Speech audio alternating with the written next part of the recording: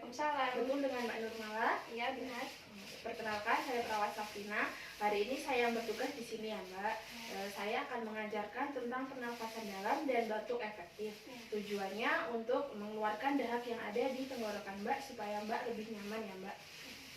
Nanti prosedurnya Mbak posisi duduk, kemudian nanti saya akan mengajarkan terlebih dahulu, baru Mbak nanti mengikuti ya Mbak. Apakah Mbak sudah siap? Sudah. Oh ya, silakan Mbak bisa posisi duduk. Oh ya, bisa. Pertama saya contohkan terlebih dahulu ya Mbak. Ini pernapasan dalam selama 3 kali.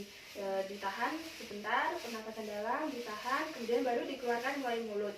Dan nanti 3 kali yang terakhir nanti Mbak sambil mengeluarkan dahaknya, sambil dibatukkan ya Mbak. Dan nanti saya akan menyediakan tempat untuk mengeluarkan dahaknya ya Mbak. Ya, Mbak. Saya contohkan terlebih dahulu 1 kali, baru nanti Mbak mengikuti ya. Ya, Mbak.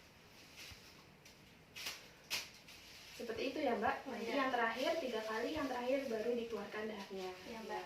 Silakan Mbak. Tarik nafas. Lagi Mbak. Lagi. Dan ini yang terakhir sambil dibatukkan, bisa dipegang Mbak. Ya. Silakan tarik nafas dan yang sambil membuangnya sambil dibatukkan ya Mbak. Ya. Sudah Mbak? Ya, sudah. Bagaimana Mbak perasaannya? Sudah lebih lega? Sudah agak lega, tapi masih ada dahak yang tertinggal sedikit mungkin. Iya, Mbak bisa melakukan seperti ini di luar, karena saya sudah mengajarkan ya Mbak. Nanti bisa dilakukan secara mandiri. Sebelumnya saya akan mendoakan terlebih dahulu ya Mbak. Mohon diamini ya. Bismillahirrahmanirrahim. Allahumma rabbana si'ati bil ba'sya isfi anta syafi la syifa illa syifauka syifa la yughadiru saqama.